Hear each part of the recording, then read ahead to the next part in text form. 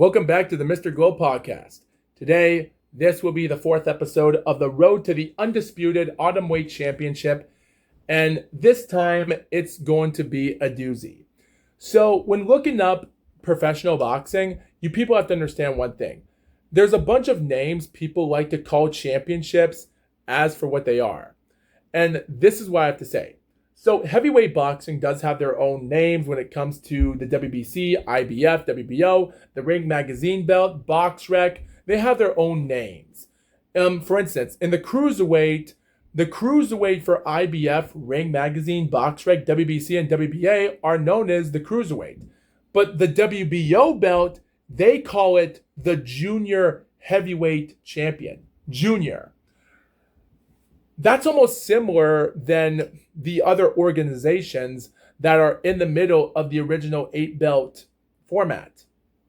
So, for instance, the 154-pound weight division, known as the super welterweight division, that's called by BoxRec, WBC, and WBA, while the Ring Magazine, IBF, and WBO, they call it the junior middleweight.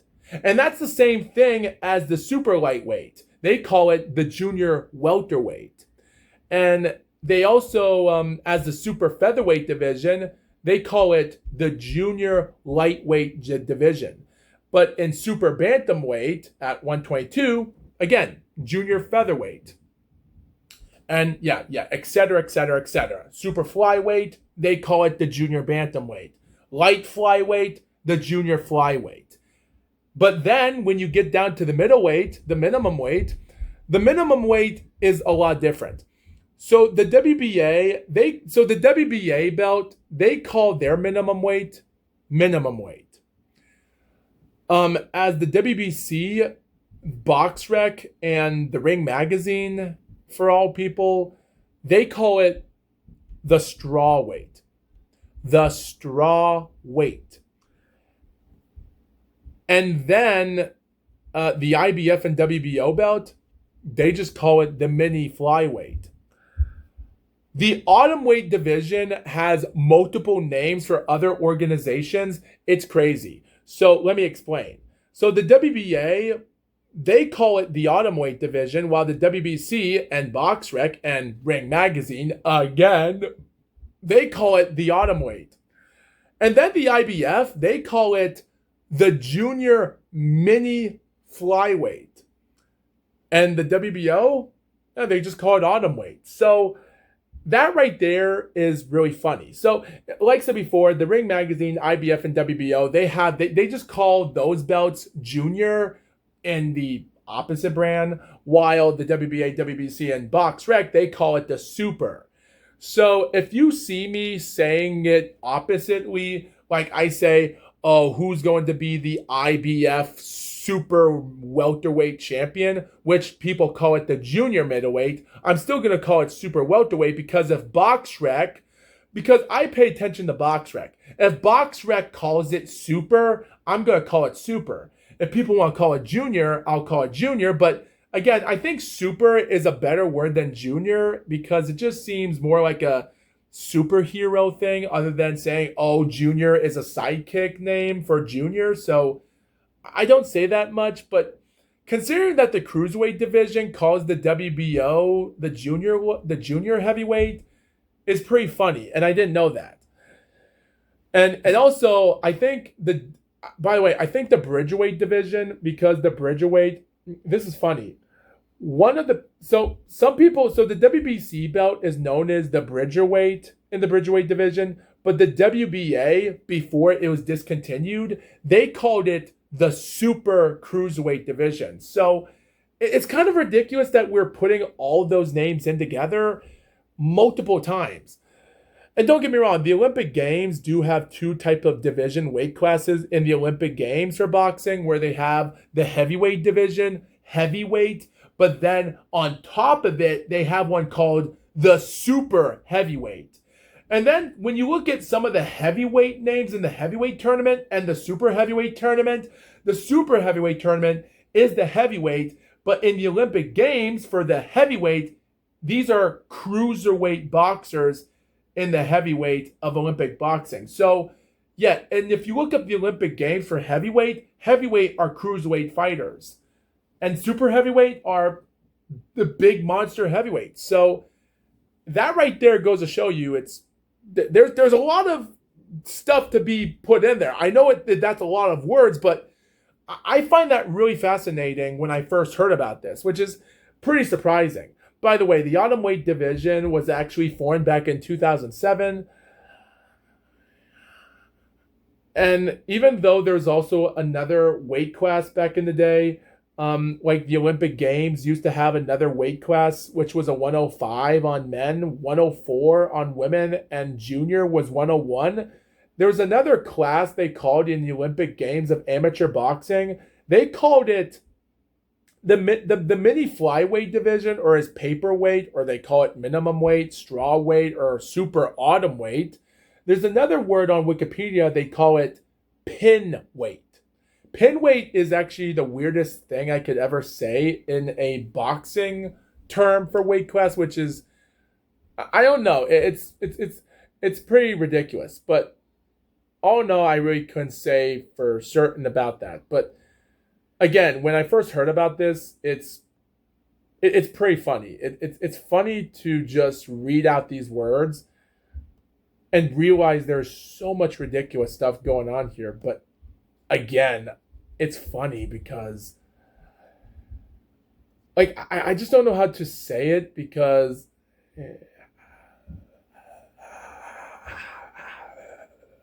I'm just lost for words. I really am lost for words because when looking at this again and again and again, I just feel like there's so much interesting things we're missing out on for real, because I don't know how to answer it by words because there's so much stuff going on here that for what reason, I don't know. Again, I don't know how to explain it. I don't know how. Man, I'm sorry. I don't know how to explain it. And I'm sorry for gaggling out my words here because I'm not breathing as much, but I do find this to be one of the most interesting pieces of information when you talk about weight class in boxing. I know people call it super and some people call it junior, but yeah. Looking back at it, this is pretty interesting for what it is. There's a lot of information here to be decided from, other than for what we're looking at from the viewer's perspective, because there's a lot to it to be said. Anyway, let's get on with information here. Okay, give me a few minutes to relax a little bit here because we do have new information happening here on July the 9th. I am recording this on July the 9th. It is Thursday, so this is 1 week in the past as I'm recording this for the week. So keep this in mind.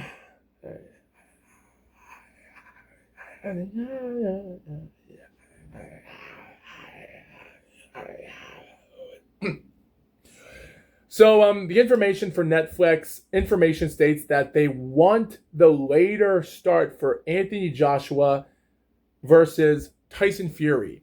So Eddie Hearn pointed out information here that he has the opportunity to put these two badass British guys in the boxing world. This is what we have here.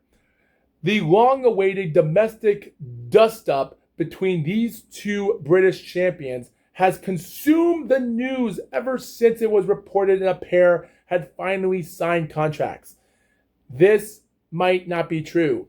It is hard to understand this, but for Tyson Fury and Anthony Joshua, I don't know if there's anything else because I find Netflix to be the most delusional thing I've ever seen in my life. And that's just my opinion. So the odds of this fight happening are probably slim to zero because I don't see this fight being any different for what it is.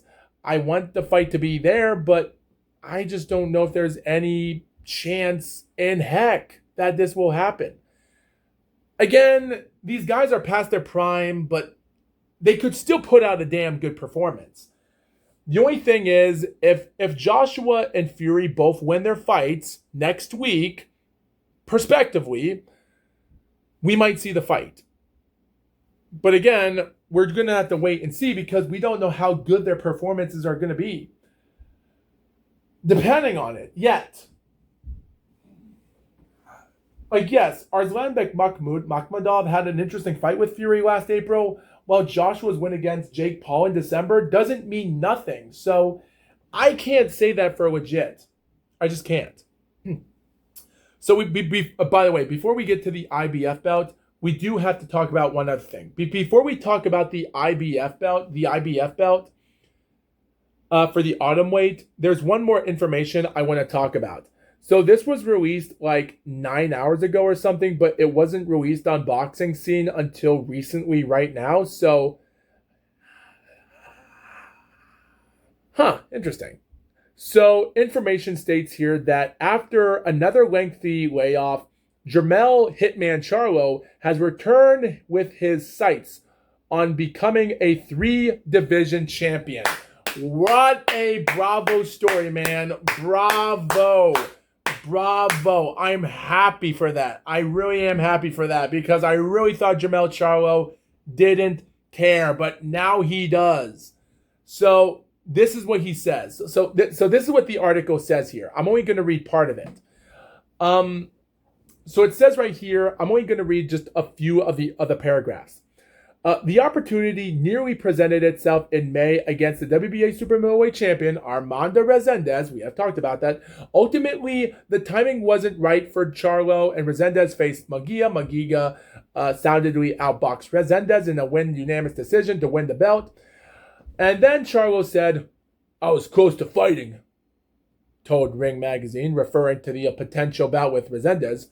"Negotiations. It didn't work out in my favor.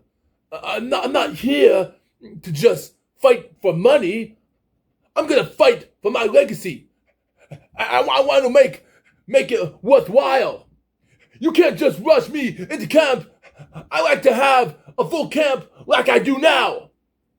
And it doesn't matter who I'm fighting. I like to be on top to the tip-top shape. It was close. But hats off to Munguia since he won. He should be able to fight." End quote. Charlo, 34-0, 23 knockouts, returns to the ring after a nearly 14-month layoff to face Cohen Mazadir, which is going to be this month in July. 10-round super middleweight bout, nothing interesting. In a co-feature event of the Spence and Tsuzu fight, yeah, we know that. Munguia, 46-2, 35 knockouts, 2 defeats. Not good. Of any champion are on Charlo's radar as long as he gets past Mazadir, who was 15-4-1, 6 KOs. As expected, Charlo was impressed with what he saw from Munguia after Resendes' 16-3-11 knockout fighter in the fight that May. It also says here, I like that he came out different. Munguia boxed. He showed us a different side of him. He showed himself as a true champion. He stood in that pocket. And he got hit in a couple times. I like that fighter. I think that's a good fight for me. The 154-pound and 160-pound champion has only fought twice since 2021 when he last stepped into the ring in 2025 and dropping Thomas Lamana 3 times en route to a 6-round stoppage. The win was supposed to set up a fight with former title holder Caleb Plant in late 2025, but Plant lost a split decision against Armando Resendes for the interim belt that day in the month. For the title of the main event, Resendes was evaluated for full champion after Terrence Crawford retired following his win over Canelo Sol Alvarez. Hitman Charlo, 36, knows he's in the latter stages of his career, and that time is of the essence. If he's going to become a world champion at super middleweight, it would mean the world to me, Charlo said of becoming 3-weight division champion. That's something I want to do. Every division I stepped into, I was able to get the title.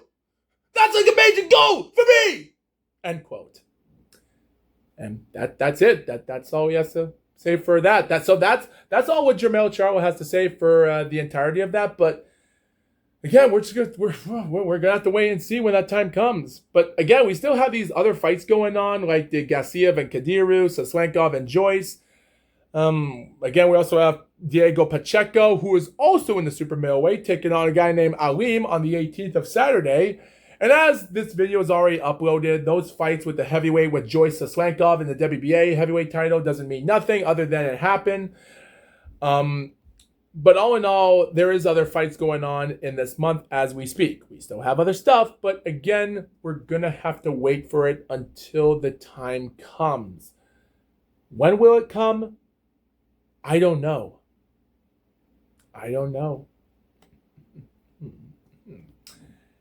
Anyway, so we're here to talk about the IBF division, the IBF champion, the Atomweight IBF, doesn't matter. Undefeated 11-0, 3-weight division champion, Yokasta Valley takes on against Ana Victoria Polo in Costa Rica for the inaugural belt. Yeah, this is their first fight. This is the fourth and final bout, and we finally have opportunity for major division.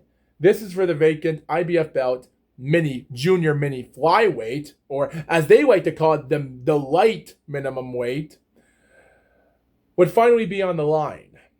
The fight ended in split decision, while undefeated Yokasta picked off the win easily against the 6-1 fighter of Ana, who her last fight was a loss, so this was tough.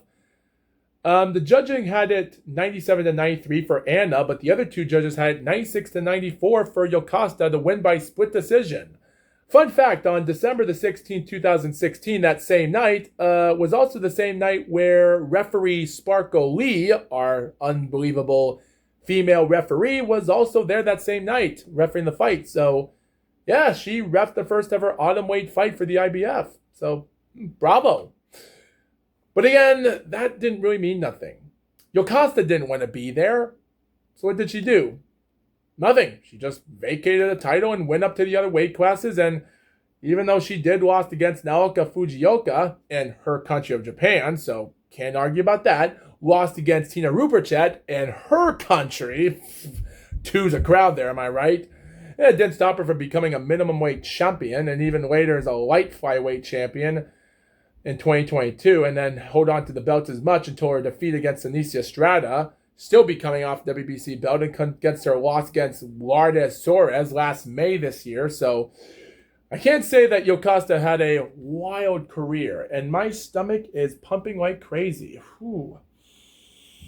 I gotta calm down right now. I'm feeling the power within me. Anyway, so in 2017, Yokasta relinquished the title. But again, that wasn't the end. So in September the 29th, 2018, finally, it didn't take long for Japan to get the title. Unfortunately, it took them a longer time to even steal the title because, unfortunately, the belt was vacated a while ago. So after boxer Sayami Okaniwa actually had her two split decision draws against Naoya Akiyama in 2016 and 2017, well, she had to suffer a majority loss against Shione Ogata a couple months later. Sayami seemed like she was never going to have an opportunity anymore. She had title fights back in the day, from Atomweight to IBF, light flyweight, 2 Atomweight fights. So it was over. But then all of a sudden, in March 2018, after her win against Hanawa, Erika Hanawa in the Korakuen Hall for the OPBF minimum weight championship, which was a good win, she took on champion Yuko Kuroki, who at the time was not champion. This fight took place in the Korakuen Hall for their first fight for the IBF.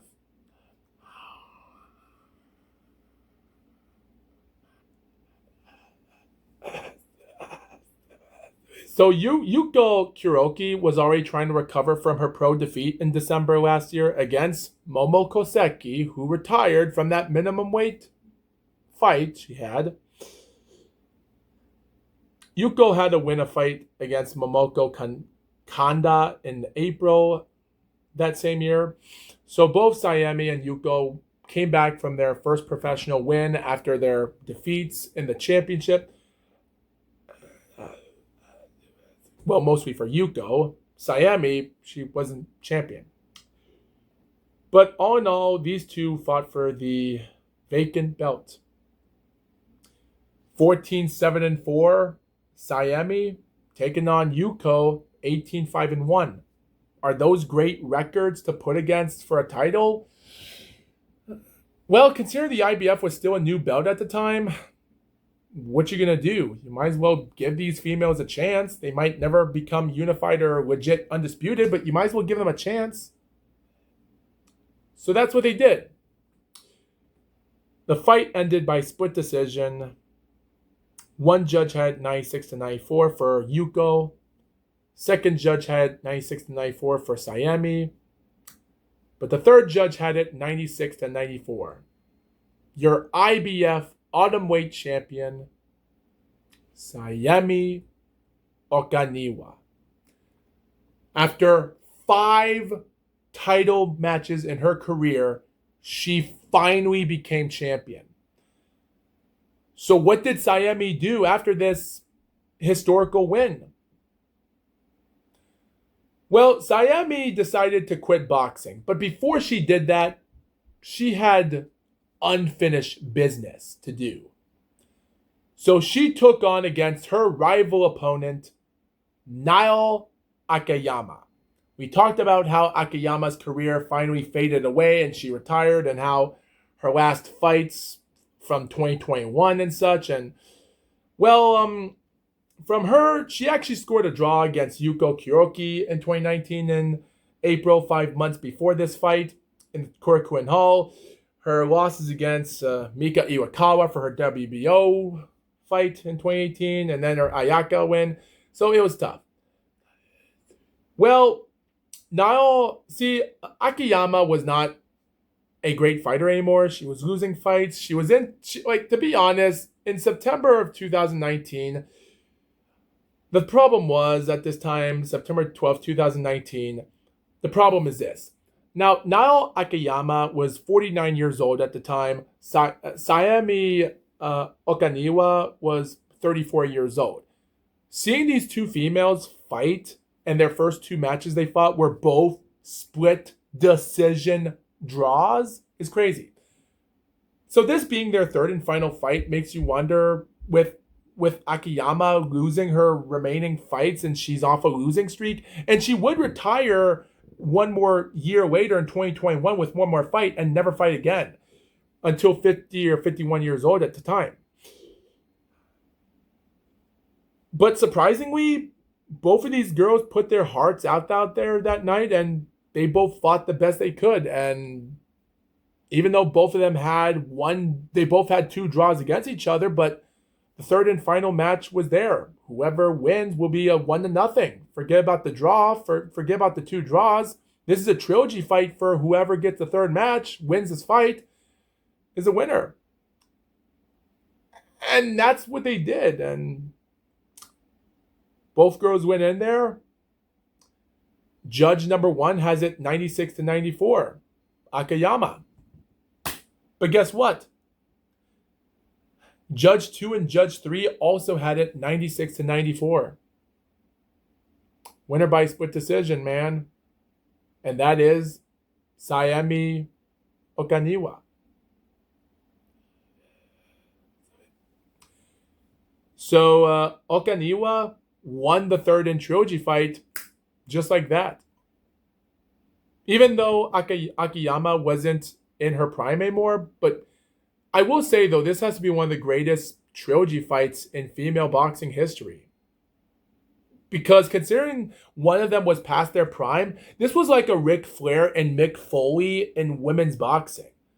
How both of them wanted to end their differences, or similar to a Sting and Hulk Hogan thing, of how both of them had their careers on fire. Hogan went to his own route, Sting went to his own route, and by 2010, it was the end of the line for them. And they both had their last match in 2011, and, well, Hogan retired in early January 2012, and Sting had another decade left until 2021. So I can't really say much about that. It just goes to show you there's a lot of crazy moments in the world of wrestling, and boxing is too.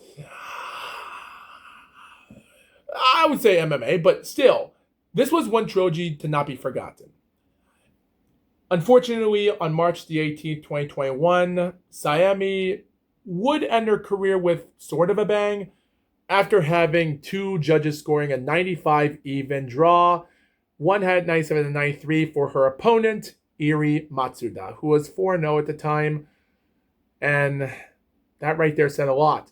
Fun fact, this would be the only time that a female boxer in the IBF would retain her title by defending, because after this, the last 5 females holding these belts would never have a single title defense. So what happened? Well, on February the 25th, 2022, we have talked about it.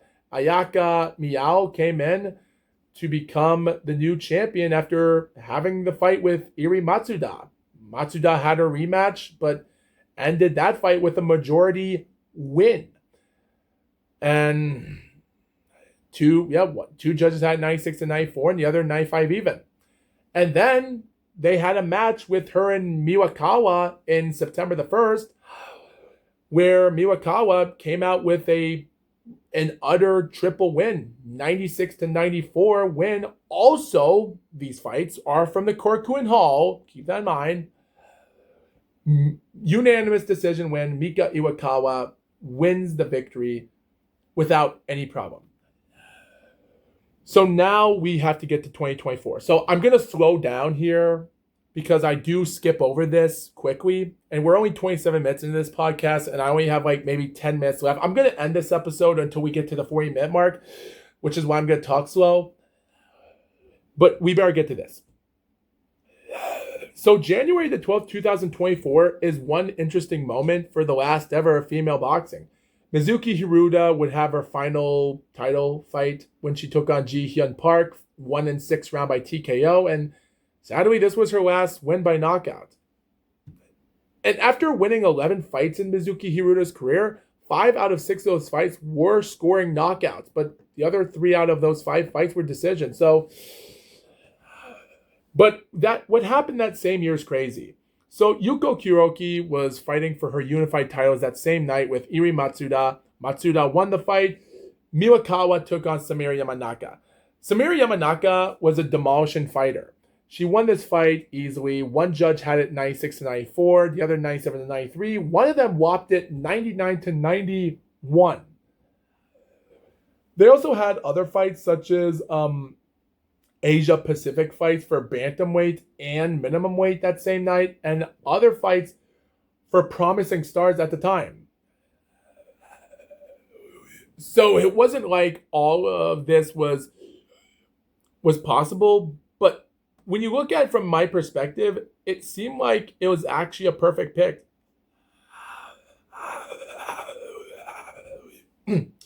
So Samira Yamanaka, her early career was tough.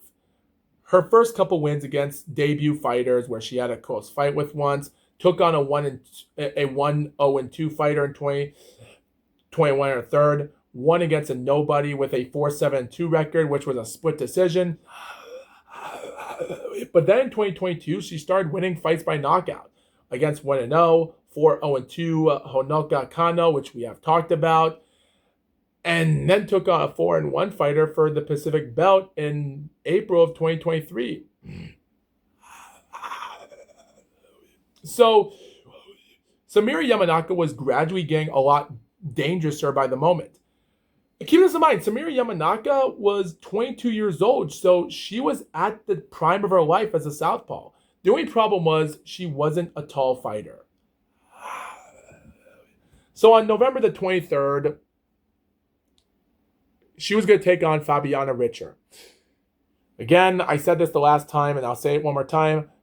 She couldn't make it to a weight class as much, so after the end of the fight with the Rupert Chet and Iri Matsuda fight, Yamanaka came into the ring. Both her and Tina looked at each other, and they both looked at each other in the ring, posed for the belts, and they were getting set up for April. The fight was going to take place in April 2025. What do I have to say about this fight is out of context. So this entire fight was such a rigged fight. All three judges were female. Not good. And the judges that were judging the Matsuda and Rupert Chet fight in November were male fighters, so it made no sense. So Alina was a Belgian judge who scored the fight 95 even. The two German judges, Suzanne Kopke and Caroline Putz, were German females. Guido Cavalry was not a German, but he was actually, let me just look up the guy from the country. This referee was from Italy, and he started refereeing fights since 1990. So he's been for a quarter of a century. So he should know better of what he did that night, screwing, because he wasn't German. Guido was not a German. He was an Italian person, so there's no mean for him to do this. It makes no sense. So this is what I found interesting when looking up the fight. So BoxRec did have the scores for all of the judges scoring scorecards for all the scores from rounds 1 to 10, and I found something weird. So round 1 was a win for Tina Ruperchet. Round 2 and round 3 were definite rounds for Samira Yamanaka. And then comes the round 4 and round 5. Ruperchet did come forward and started demolishing the rounds, and she was getting closer to it. Round 6 was another good round for Yamanaka. Now, Suzanne, she was just scoring out rounds. The only round she scored for Yamanaka until the end of round 10 was round 3. I don't understand. It doesn't make sense. The 7th round became a really tough round for me, and maybe my most confusing round. And it had to be one of the most hardest rounds to score that I couldn't tell. It was a hard round for me to judge by my persistence that I barely gave it to Yamanaka. It was a close round for what it was. But then we go to the championship rounds, and I was thinking to myself, Tina Ruperchet has the win here. She's going to win the fight. She's going to win the last rounds. This is it. Like 4 rounds for Yamanaka, and the last rounds will be for Ruperchet. That's what I thought. She did dominate round 8, but here's something interesting. In the 8th round, the Belgian judge and Susan, the dominated judge, gave the round to Tina. But you know what the other judge did? Caroline Putz gave round 8 a 10-10 score. So for reasons why this German judge was giving this a 10-10 score even in round 8, considering Tina dominated the round, I'll never understand why she did that. It made no sense. And it just made this moment more controversial. Because if she did not do that, and maybe if she just should have given the 10-9 score, technically the fight would have been a win either way by majority decision. But she almost cost her country for it. Because in round 9, early into the 9th round, Yamanaka comes in, throws out a punch, and lands another left, knocking Ruperchet to the canvas of the ground. Down goes Tina. And referee Gildo, a slip. Now, I scored the fight a 10-8. Definitely a 10-8. Meaning, I had 5 rounds. That means, and you know what's crazy? Now, of course, the other 2 judges, the one, not the dominating one, but the 2 judges did give the 9th round to Yamanaka. Imagine if the score was a knockout for round 8, 9 would have been different. Now, the 10th and final round was a win for Rupert Chet. That was it. But the score was 95-94 for me giving it to Yamanaka. I don't care if they didn't count as a knockout. It would be a draw either way, 95-95. Even I still say 95-94. But imagine that. Imagine that knockout was legit. You know what would have happened? The judge that gave it a 10-10 round in round 8, and that would have been a knockout in round 9, that means the Belgian judge would have had it 95-94 for Yamanaka, the other 97-92 for Rupert Chet, doesn't matter. And the third judge, who gave it a 10-10 for round 8 and would have done it, and her score, she would have had it definitely 95-95 even because of that 10-10 score in round 8, and would have given it 10-8 for Yamanaka and the other 10-9. That would have been a 95-95 even, and the fight would have ended in a split decision draw. If not doing that and just give the 8th round to Tina Rupert and give it a 10-9 or even a knockout either way, still,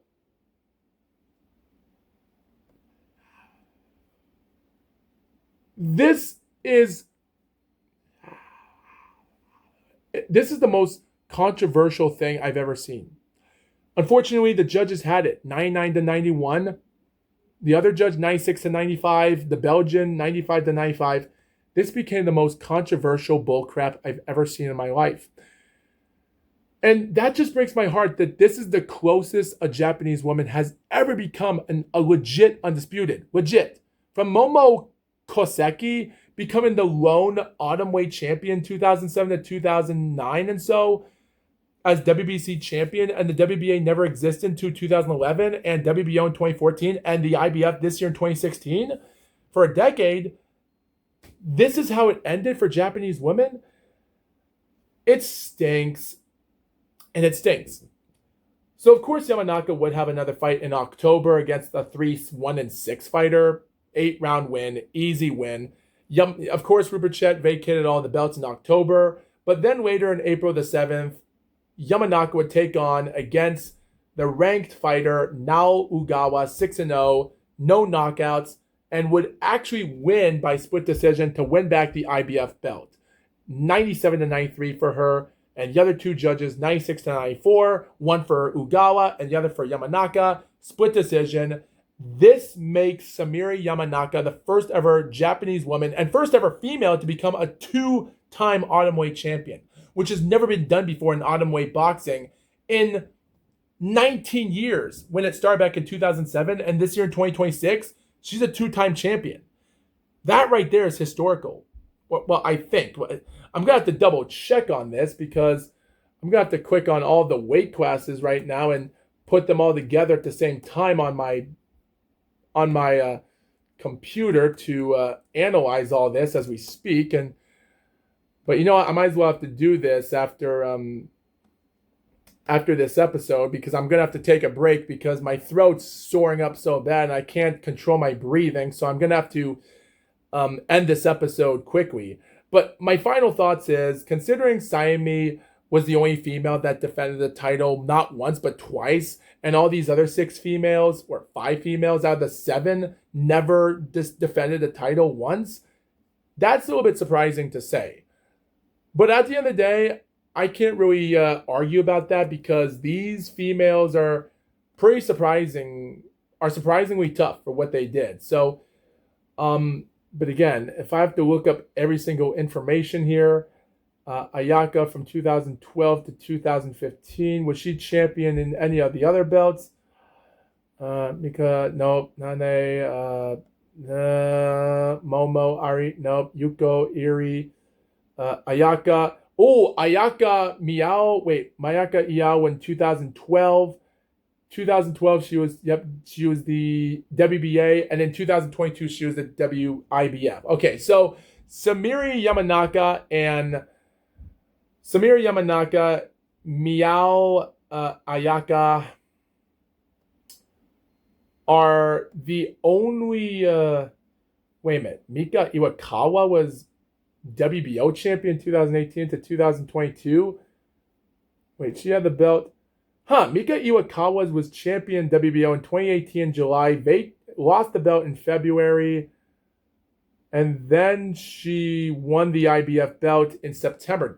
So Mika Iwakawa, Samiri Yamanaka, and Ayaka Miyao are the only three Japanese females to become Atomweight champion 3 times. Those are the only 3 Japanese boxers, and the only 3 female boxers to become a 2-time Atomweight champion.